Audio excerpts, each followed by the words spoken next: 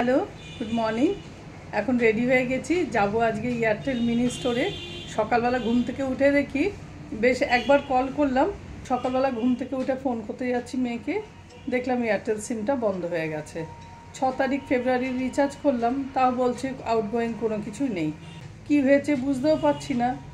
তো customer কেয়ারকে phone করলাম, customer care কোনো কিছুই দেখছি তুলছে না, ওই শুধু কল রেকর্ড চালিয়েই গেছে। তা এখন এখানে খাজরা মোড় একটা আছে মিনি স্টোর, ওখানটাতে যাব, গিয়ে দেখি এখন কি প্রবলেমটা হয়েছে।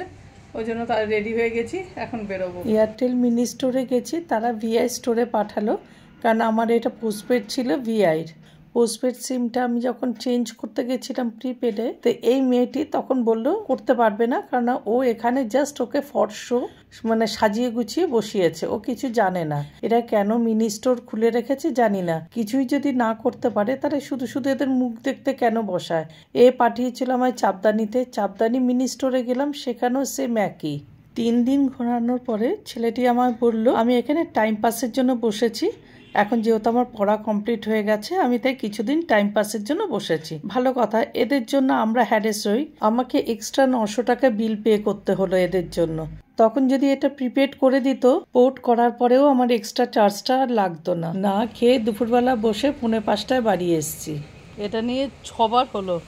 বেরোচ্ছে আর বেরোচ্ছে। সকালবেলা জানো তো, ঘুম থেকে উঠে নমস্কার করে একটু মুখ টুক ধুয়ে চাও খাই না, ছাদে চলে গেছি দুজনেই কাজ করতে।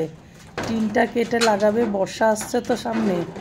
গতবার হিসলাটা এসছে, গতবারই তো টিনের শেডটা করেছি। গতবার তবু তাপা দিয়েছি, কোথায় ব্যানার কোথায় প্লাস্টিক এগুলো খুঁজে টুজে। টিনগুলো পড়েও রয়েছে, জায়গাটাও আটকে রয়েছে। ভাবলাম ঠিক আছে লাগিয়ে দিই।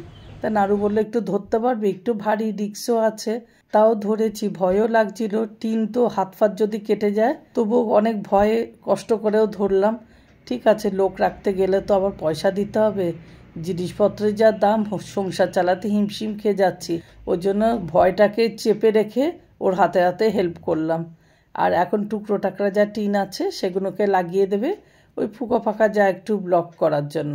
এবার যেহেতু স্মোকলেস কাঠের উনুন তৈরি করেছি, কিচেন চিমনিটা তো বন্ধ করে দিয়েছি, তার পাইপটাকে এনে স্মোকলেস উনুনের ভেতরে দিয়ে দিয়েছি। কিছু তো কাজে লাগিয়েছি, চিমনিটা অফ করে দিয়েছি যেন ইলেকট্রিকের ভয়ে অত ইলেকট্রিক ওঠে। আর ছাদেতেই বেশিরভাগ টাইমটা টার্গেট নিয়েছে রান্না করার, ওই জন্য অতটা লাগবেও না, তাই পাইপটা এনে এখানে লাগিয়ে দিয়েছি। কলমি শাকগুলো দেখো অনেক দিন ধরে রেখে দিয়েছি, বড় বড় শিকড়ও হয়ে গেছে। এগুলো এখন লাগিয়ে দেবো, প্রায় মাসখানিক হয়ে গেছে এরকম জলে রেখে দিয়েছি। কত বড় বড় শিকড় হয়েছে দেখো। আলু গাছ তো তুলে দিয়েছি, অনেকটাই আলু হয়েছে। ছাদেতে কলমি শাক বসিয়ে আমি প্রচুর কলমি শাক খেয়েছি। ছাদেতে ছোটোখাটো এরকম সবজি বসালে বাজার থেকে আর কিনে খেতে হয় না, অর্গ্যানিক সবজিগুলোই পাওয়া যায়। কলমি শাক পুঁই শাক এগুলোতে যত্নও করতে হয় না, এমনি থেকে হয়ে যায়, শুধু একবার লাগালেই হয়। ওই জন্য আমি এইসব সবজিগুলো একটু বেশি করি, অন্তত শাকটা তো খাওয়া যাবে। লাউ গাছ কুমড়ো গাছ এগুলোও বসাই, কেন এগুলোতে শাক তো খাওয়া যাবে, ফল হোক আর না হোক। তার থেকেও বেশি ভালো লাগে নিজের ছাদে যখন বিভিন্ন ধরনের সবজিগুলো হয়, সেগুলো যেন দেখতে বেশি ভালো লাগে।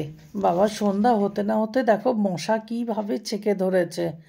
লাগাতে বসেছে, লাগাতে আর পাচ্ছে না, পা পুরো ছেকে ধরেছে। বললাম আর লাগাতে হবে না, ছেড়ে দাও, কাল সকালে লাগাবে।